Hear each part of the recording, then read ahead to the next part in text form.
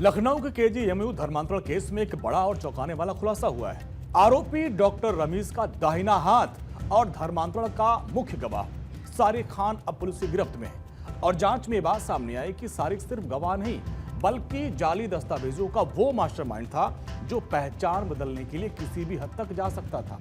आखिर क्या है सारिक के मोबाइल में कैद वो राज और क्यों 90 साल के काजी तक नहीं पहुंच पा रही है पुलिस, इस रिपोर्ट में आपको दिखाते हैं।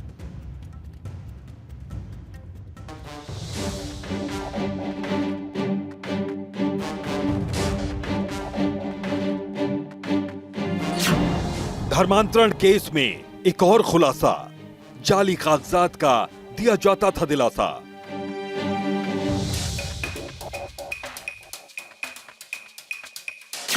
लखनऊ का केजीएमयू धर्मांतरण केस, जेल गया धर्मांतरण का गवाह सारिक। आरोपी डॉक्टर रमीज का था करीबी, कारनामों में थी बराबर की साझेदारी। मोबाइल से मिले अहम सुराग, कैसे बुना जाता था पूरा चाल।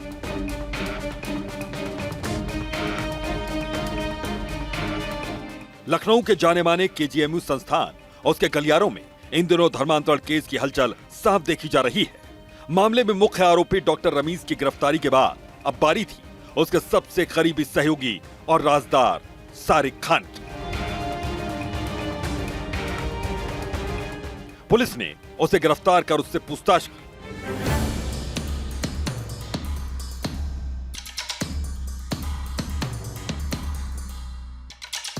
इस पूछताछ और जांच में जो सच सामने आया उसने सुरक्षा एजेंसियों के भी कान खड़े कर दिए हैं। सारिक को पुलिस पूछताछ के बाद जेल भेज दिया गया है, लेकिन जेल जाने से पहले उसके मोबाइल ने कई ऐसे राज खोले हैं, कई ऐसे सुरागों का पता पुलिस को दिया है जो एक बड़े धर्मांतरण सिंडिकेट की ओर साफ इशारा कर रहे हैं।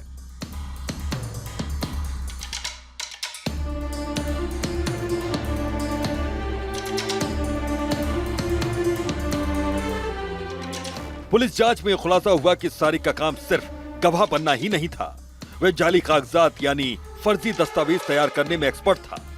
जब भी किसी महिला का धर्मांतरण कराया जाता तो सारिक तुरंत उसका नया नाम देकर उसके फर्जी डॉक्यूमेंट्स तैयार करवा देता था। ये वही दस्तावेज थे जिनके दम पर पीड़ितों को डराया और धमकाया जाता था।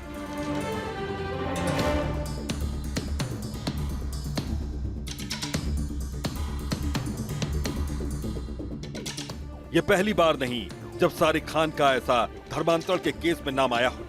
इससे पहले भी आगरा की एक महिला डॉक्टर के धर्मांतरण केस में उसका नाम सामने आ चुका है। इस मामले में भी वो गवाह बना था और आरोप है कि इसने महिला पर दबाव बनाया था।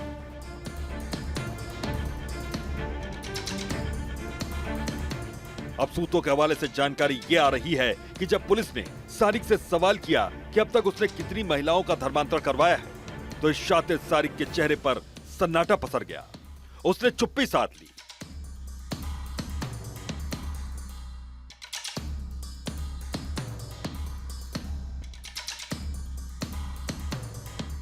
लेकिन सारिक भले ही चुप होकर आरोपों से बचने की कोशिश कर रहा हो, लेकिन उसके मोबाइल की चैट्स और डेटा ने चीख चीख कर उसकी सारी पोल खोल कर रख दी है। उसकी पूरी कुंडली धीरे धीरे खुलती जा रही है और यही वजह है कि मास्टरमाइंड अब जेल की सलाखों के पीछे पहुंच चुका है।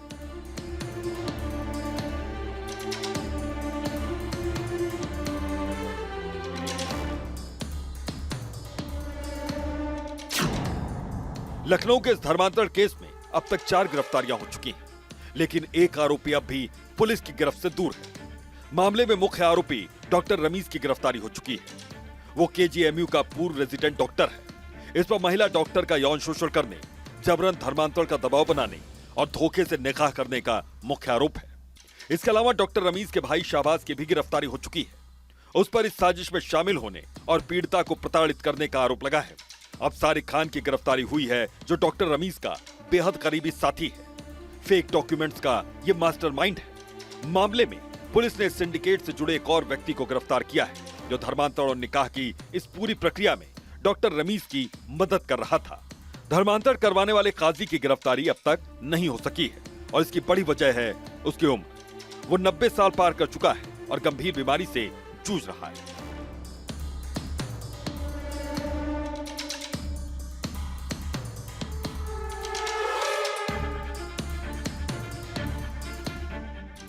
कानून और मानवता के आधार पर पुलिस उसे गिरफ्तार नहीं कर पा रही, लेकिन जांच की आंच में अब काजी साहब भी झुलसने लगे।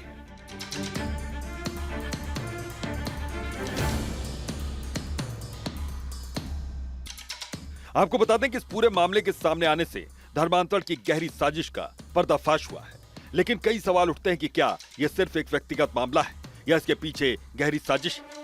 इसके अलावा सवाल यह भी कि जाली दस्तावेजों का ये खेल आखिर कहां तक फैला हुआ है। मास्टरमाइंड सारिक की चुप्पी और मुख्य आरोपी डॉक्टर रमीज की करतूतों के बीच अब पुलिस हर उस कड़ी को जोड़ रही है जिसने सफेद कोट की आड़ में इस काले धंधे को अंजाम दिया। हालांकि पुलिस अब सारिक खान के मोबाइल से मिले अहम सुरागों के आधार पर यह पता लगाने की कोशिश में जुटी है कि इस सिंडिकेट ने और कितनी महिलाओं को अपना शिकार बनाया है। Bureau report, Bharat 24।